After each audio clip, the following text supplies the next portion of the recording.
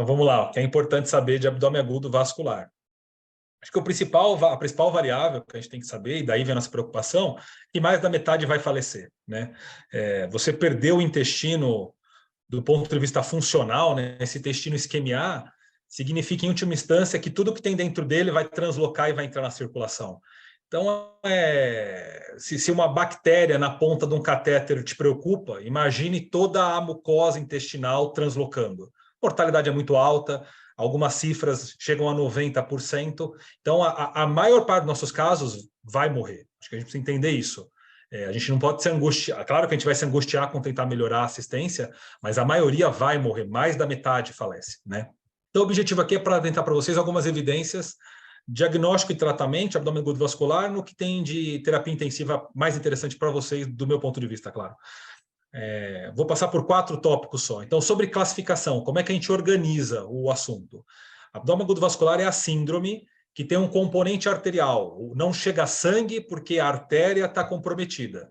Isso pode ser por causa de um êmbolo, saiu do coração um êmbolo, saiu da aorta um êmbolo, é um fenômeno tromboembólico.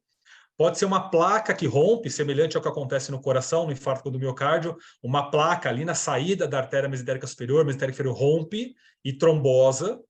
Ou pode ser não oclusivo, né? Você está dando droga vasoativa muito alta, o paciente está chocado, ele usou cocaína, fez uma diálise, baixou o fluxo, não chega sangue pela artéria, porque não tem fluxo, porque o vaso está fechado. E existe também o braço venoso do abdômen agudo vascular. Se a gente for pegar prevalências, Brasil, dados antigos, tudo, população subdesenvolvida, a maioria é embólico. A gente vai se deparar com muitos fenômenos embólicos, seguido por trombóticos e o venoso e o não oclusivo empatando. O que acontece é que, com o advento da anticoagulação, os pacientes tendo mais acesso, os anticoagulantes orais que não dependem de faixa de RNI, o número do embólico está diminuindo, a população está envelhecendo, cada vez tem mais trombo, as placas estão aumentando, o número trombótico está subindo. Em alguns países, o trombótico já passou o embólico. Mas o importante que vocês têm que saber é que no nosso meio ainda é o embólico. E esse paciente, qual que é o problema? Ele vai ter o que a gente chama de lesão intestinal aguda, LIA. A gente não está acostumado a falar isso para o intestino. A gente fala muito em lesão pulmonar aguda, lesão renal aguda, mas existe a lesão intestinal aguda. O que é isso? Tem até classificação em grau, 0, 1, 2, 3, 4, mas em última instância, para vocês saberem o que eu comentei no começo, a hora que a barreira intestinal, a mucosa, começou a isquemiar, restos celulares, restos de alimento, claro que não macroscópico, microscópico, bactérias vão ganhar circulação. Então, esse paciente vai se inundar de dumps e pumps, que vai desencadear toda a resposta inflamatória que vocês estão habituados a saber e estudar. Então, o abdômen agudo vascular, no fundo, é pegar tudo que tem no ambiente e colocar em contato com a circulação do paciente. Clinicamente, o que é importante saber? Não existe apresentação clínica típica, porque dependendo do grau de obstrução, dependendo do qual setor intestinal foi lesado, pode se apresentar de qualquer forma. Se isquemial delgada de um jeito, se for pequena de um jeito, se for grande de outro jeito, se for o cólon direito é uma clínica, se for o colo esquerdo é outra clínica. Então, não esperem uma tipicidade clínica, não esperem a distensão abdominal, não esperem a dor migratória, não tem isso. O abdômen agudo vascular ele é um coringa, ele é o diagnóstico diferencial de qualquer síndrome abdominal. Já que eu não posso ter a clínica a meu favor, a gente diagnostica abdômen agudo vascular com fator de risco. Então, se o paciente está séptico, chocado, hipovolêmico com vasopressor, esse paciente está em risco de um evento não oclusivo. Se ele está no estado de hipercoagulabilidade, tem neoplasia, tem cirrose, pancreatite aguda, ele pode trombosar uma veia, a porta, a mesentérica superior e inferior. Se ele tem uma cardiopatia, se ele tem uma arritmia, se ele está fora na faixa do RNI, qualquer dor abdominal, até que se prove o contrário, é um êmbolo. E se ele tiver aterosclerose, se ele fez uma cirurgia de aorta abdominal, se ele tem um paciente que é um idoso, cardiopata, diabético, hipertenso, dislipidêmico, qualquer dor abdominal, até que se prove o contrário, é um abdômen agudo vascular trombótico. Para vocês terem uma ideia, se eu pegar um idoso acima de 70 anos de idade, que chega no pronto-socorro com dor abdominal, o principal diagnóstico para esse paciente é abdômen agudo vascular. Até os 70 anos é a apendicite aguda liderando. No jovem, dispara. A hora que passa dos 70, o abdômen agudo vascular entra como principal diagnóstico diferencial. Na hora que você soma a idade em tudo isso, a gente tem que pensar no abdômen agudo vascular como diagnóstico preventivo, é a priori. Não dá para esperar a clínica que vai perder timing. Então, vejam, a gente depende da história clínica, mas principalmente de fatores de risco para tentar diagnosticar e diferenciar. Qualidade de evidência não é alta, mas é o que a gente tem na mão. O que você tem que pensar? CIRS, qualquer piora inflamatória, uma dor abdominal desproporcional ao exame físico, é um clichê clássico. Quando ela existe, tem que pensar. A ausência não quer dizer que não tem. A distensão abdominal, como a Fernanda bem colocou, quando tem, faz pensar. Não ter não quer dizer que não tem. E peritonite é tardio. A hora que tem peritonite, já isquemiou, já perfurou, já translocou, a gente está atrasado. A ideia é diagnosticar antes de tudo isso se instaurar. Então, veja, essa dor abdominal desproporcional ao exame físico é o primeiro marcador clássico, é o que todo mundo lembra. O problema é que o seu paciente está entubado, ele está com analgesia, ele está com fentanil, não vale, né? Isso vale para quem está na porta. Então, para você que está na UTI, esquece grandes sinais clínicos, você vai ter que toda hora estar se perguntando, não pode ser um vascular? Não pode ser um vascular? Para conseguir fazer o diagnóstico. Em termos de imagem, não precisa nem falar, né? Radiografia e ultrassom descartado, não consegue ver, não tem sensibilidade suficiente. A maior parte dos trabalhos, eles colocam a radiografia e ultrassom, não tem papel na isquemia mesentérica. E quando a gente avalia a tomo, olha que dado interessante. A tomografia precoce diminui mortalidade. E aí eu destaco a palavra precoce. Para ser precoce, tem que suspeitar. Então, infelizmente, a gente vai gastar tomo, a gente vai irradiar, vai infundir contraste na suspeita mesmo. E a gente tem que aprender a lidar com a tomografia que não deu o diagnóstico. Tá ok, né? A gente está suspeitando. Então, a maior parte das nossas tomos, de fato, vão ser negativas para o abdômen agudo vascular. Isso é um bom sinal. Sinal que o seu serviço está pensando em estar fazendo tomografia precoce. Se a maior parte das nossas tomografias, na suspeita, vem positiva, é porque eu pedi a tomo muito tardio. Eu pedi a tomo para aquele quadro que a clínica já estava escancarada. Eu preciso ter tomos negativas para mostrar que eu estou pensando precocemente.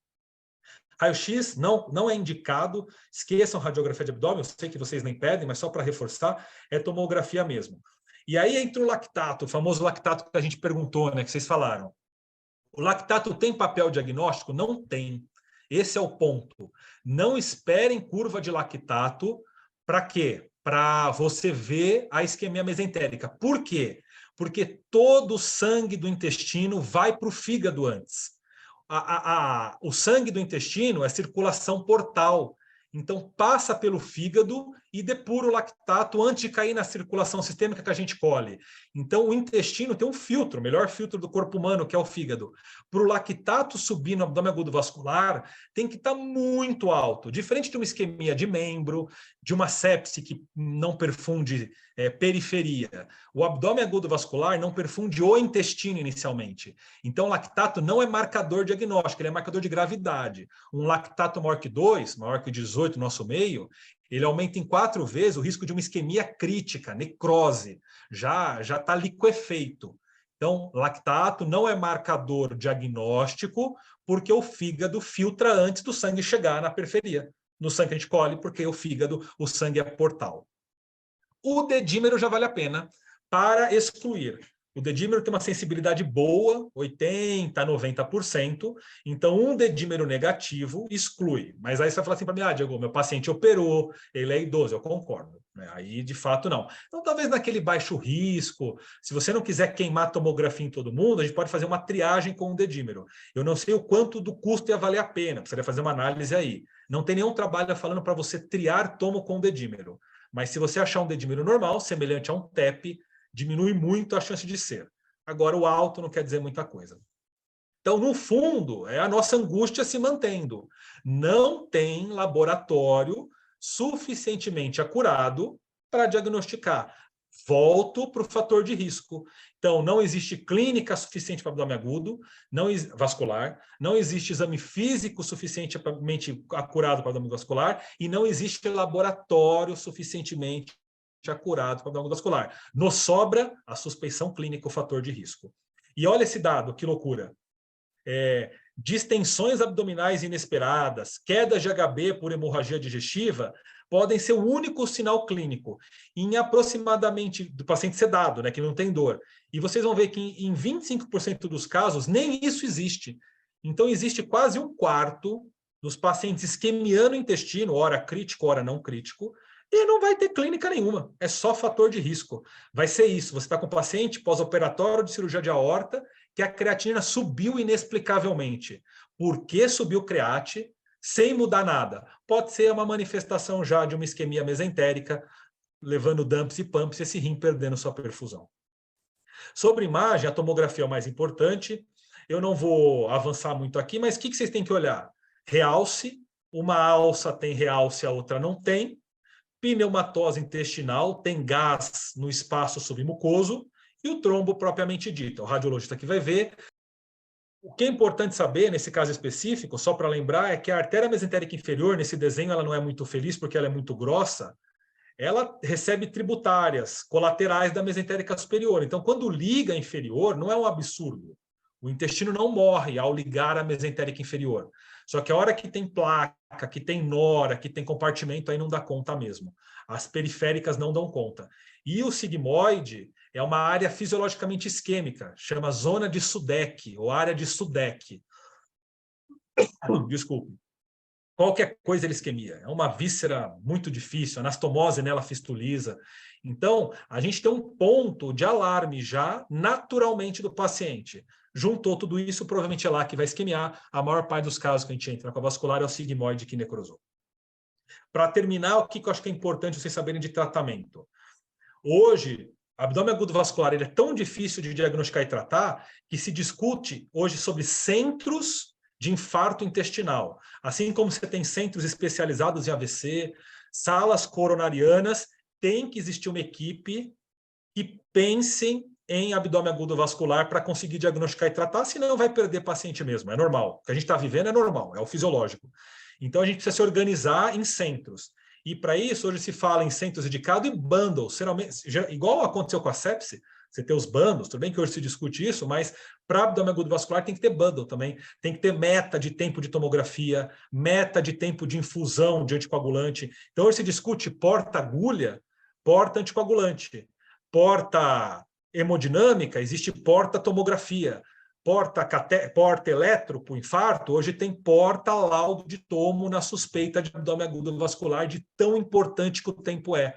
Então, se o centro não se organizar, se eu na porta me organizar, se a gente da UTI não se organizar para ter nossos bundles, nossos protocolos, não vai dar. Porque os residentes mudam, a gente muda, a gente perde paciente mesmo.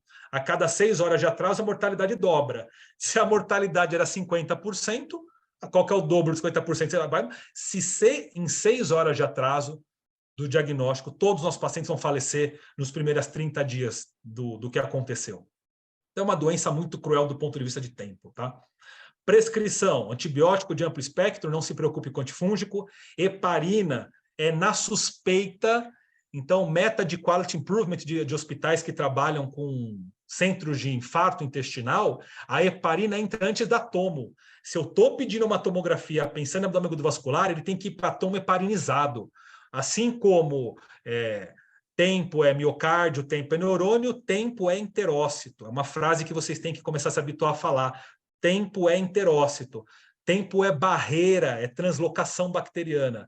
Se eu anticoagulo, eu começo a abrir periferia, eu ganho leito, eu diminuo a chance de isquemiar. E é uma urgência cirúrgica. O delta T entre o diagnóstico e a sala cirúrgica é de 2 horas. Imagina o Hospital de São Paulo, você conseguir colocar um paciente em sala com 2 horas de diagnóstico, um milagre, né? Mas se a gente avisar, conversar com o centro cirúrgico, talvez entre, porque eles vão entender a importância. Não entra na fila, mas se todo mundo reconhecer a gravidade, entra. 2 situações que a gente opera só por curiosidade para vocês saberem. A situação 1 é que vocês vão ter com a gente, a peritonite com isquemia de alça. O que eu faço? Damage control. Eu encontro uma alça, eu tenho uma parte que eu tenho certeza que está boa, eu tenho uma parte que eu tenho certeza que necrosou, e eu tenho uma penumbra. Assim como tem penumbra no miocárdio, tem penumbra no neurônio, tem penumbra no intestino. O que eu preciso fazer? Preciso ressecar o que eu sei que está necrosado. Então, eu avalio visualmente, a avaliação visual é péssima, a acurácia é horrível, e eu deixo uma área meio zoada na barriga, eu deixo um pedacinho isquêmico. Eu retiro o que está necrosado e sepulto as duas bocas fechadas lá dentro. Fica tranquilo que não explode, não rompe, eu vou reoperar rápido, eu vou reoperar em 48 horas. Eu faço um curativo a vácuo, vocês estão acostumados, a gente faz uma aplicatura facial, põe uma compressa e liga o vácuo. Esse vácuo aspira a secreção, aproxima a polineurose, previne a síndrome compartimental e me permite reavaliar em 48 horas com tranquilidade. 48, 72 horas. Espero isso, e aí, Fernanda, escuta isso, professora Flávia, professor Flávio, hoje, centros de abdômen agudo vascular fazem laparoscopia na UTI. Eu estou louco para fazer a primeira. Vai com o hack de vídeo, não transporta o paciente, abre um cortinho no umbigo e enfia a câmera. Você consegue ver se isquemiou, se não isquemiou. Então, é uma realidade, laparoscopia beira-leito. Eu sei que tem muita coisa para organizar, mas é uma coisa que a gente pode ir pensando. Imagina a gente fazer nossa primeira laparoscopia na UTI, isso é coisa de primeiro mundo, é diagnóstico in situ, é quase uma laparoscopia point of care. Se vocês toparem, eu estou a fim de fazer a primeira. E aí, quando eu reopero, olha o que aconteceu, eu delimitei a necrose. Agora eu posso ressecar com segurança. Porque se eu anastomosasse, provavelmente, se eu deixasse uma zona meio duvidosa e anastomosasse, ia fistulizar porque ia necrosar. Se eu tirar tudo que eu estou com dúvida, eu vou tirar muito intestino, o paciente vai ser intestino curto. Então, vale a pena deixar um cotinho duvidoso e na reoperação, eu sei o que aconteceu, aí eu faço minha anastomose manual de forma mais segura. A situação catastrófica é essa, necrosou tudo, cólon, delgado, tal. E a literatura recomenda que antes de ir para o centro cirúrgico, uma coisa que a gente precisa combinar também, viu, Fê? Precisa conversar diretriz antecipada com o paciente, diretriz antecipada com o paciente e família, porque se tiver tudo necrosado, a gente não resseca, esse paciente é fechado, ele é paliado exclusivamente, ele volta para a UTI para ter o seu fim de vida, né? E se a família não estiver preparada para entender que a gente não vai ressecar nada, porque o nosso país hoje ainda não tem como lidar com o paciente entérico, né, sem intestino, a gente não tem ainda esse sistema, não tem transplante multivisceral, pode dar muito conflito ético, né? Então, toda vez que a gente for operar o abdômen agudo vascular, a gente precisa conversar com a família que tem chance de não conseguir ressecar nada e ser incompatível com a vida, esse paciente volta para falecer. Em conclusão, o que eu queria falar para vocês é que existe uma classificação, é importante pensar no embólico, trombótico, não oclusivo e venoso. Por quê? Porque eu preciso considerar fator de risco para trombose venosa, fator de risco para embolia, fator de risco para trombose mesentérica inferior, compartimental, etc. Como esse caso tinha todos os fatores de risco, né? Lembrar que simula qualquer abdômen agudo, não esperem uma clínica típica. Dedímer é sensível, lactato marca necrose, mas não tem exame laboratorial, porque o fígado vai filtrar a maior parte das coisas antes. A angiotomo é um exame de escolha, principalmente quando tem essa dúvida de realce, e existe meta para fazer angiotomo em tempo, é rápido. Pensou, anticoagula, manda para angiotomo. Começa o antibiótico, e a heparinização plena é o segredo do bom resultado cirúrgico. Aquela área isquêmica, eu vou ganhar a área boa quanto antes você começar a heparina. E aqui é um pacto entre nós. Nenhum cirurgião da gastro vai reclamar de operar heparinizado. Esse negócio de suspender heparina 6 horas antes, tudo, a não ser que o paciente esteja com RNI muito alargado e plaquetopênico, mas o paciente que não está com isso, a gente opera heparinizado, tem protamina, se suspender 2, 3 horinhas melhora. A gente precisa entender que operar heparinizado é leito cirúrgico, é perfusão de alça. Então pode começar vocês, que não tem problema nenhum, que nenhum de nós vai reclamar que começou heparina ou que vai operar heparinizado. E a gente vai fazer isso, vai fazer a laparotomia, vai ressecar o intestino, a vascular vai entrar para reperfundir, fazer uma prótese, fazer um enxerto, fazer um Fogart. Eu vou devolver ele para vocês com o curativo a vácuo, eu não vou fechar, porque eu preciso reavaliar em 48 horas. E é quando tiver viável, faz uma heparina em bomba, mantém a vascular, faz a sua arteriografia e completa o tratamento. Isso tudo que eu falei para vocês está resumido nesse consenso. Por sorte, nossa, saiu semana passada, está fresquinho, vale a pena vocês lerem. Eu mandei para a Fernanda, acho que ela repassou para vocês.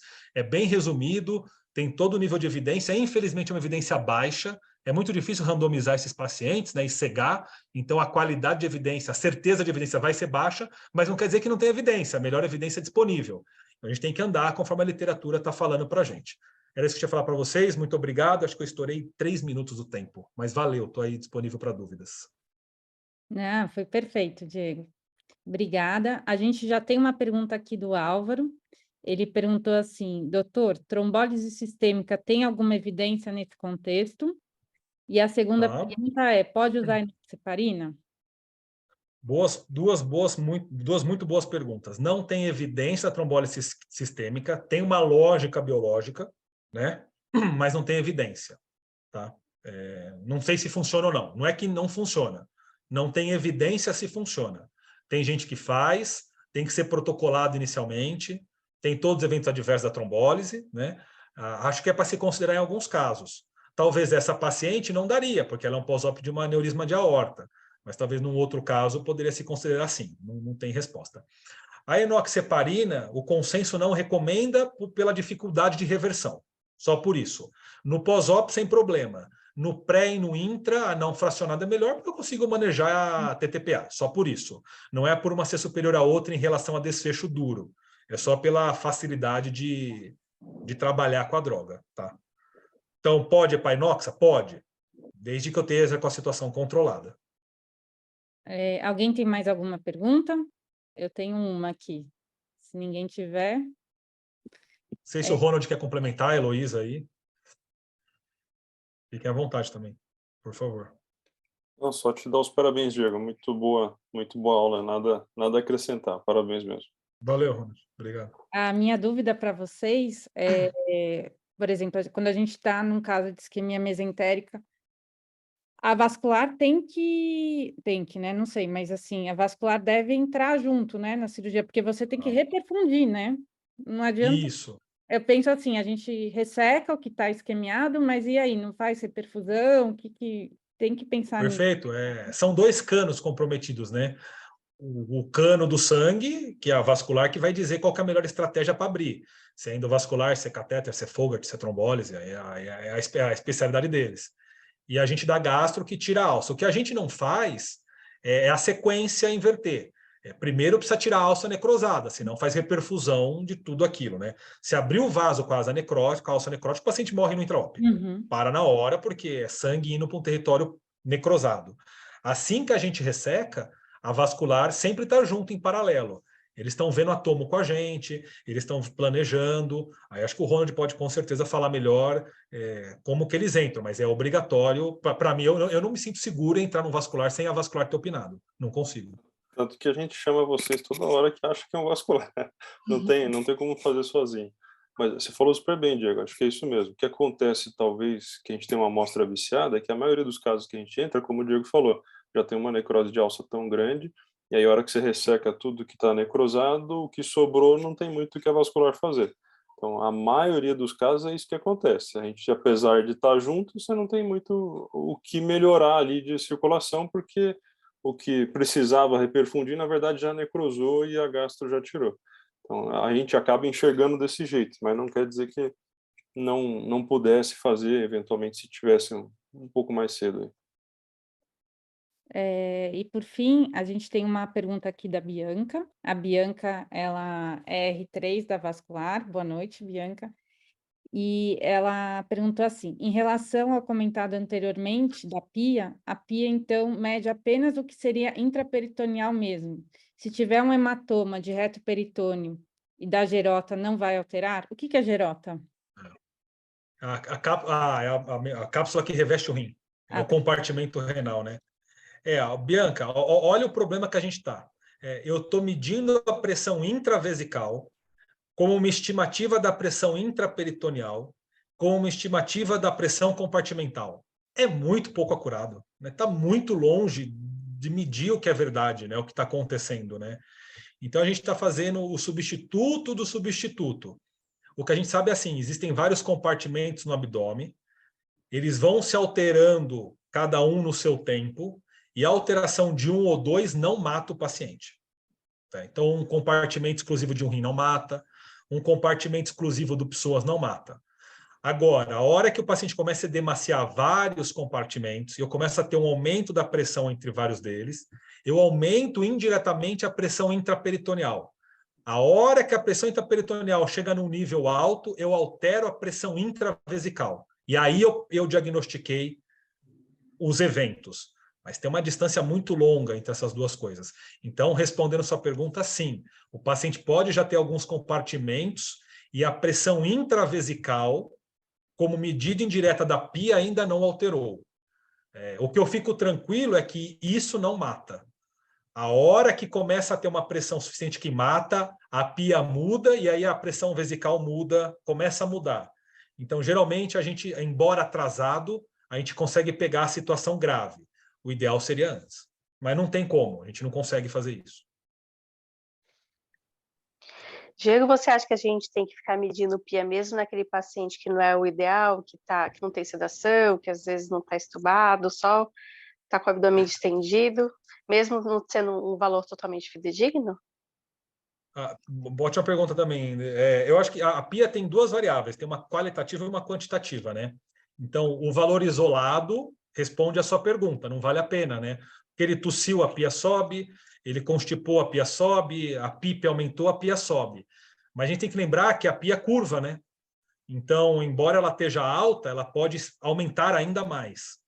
Então, eu acho que no paciente de risco, vale a pena a medida isolada, e a isolada eu tomo cuidado na interpretação, mas a partir daí eu passo a ficar medindo várias vezes.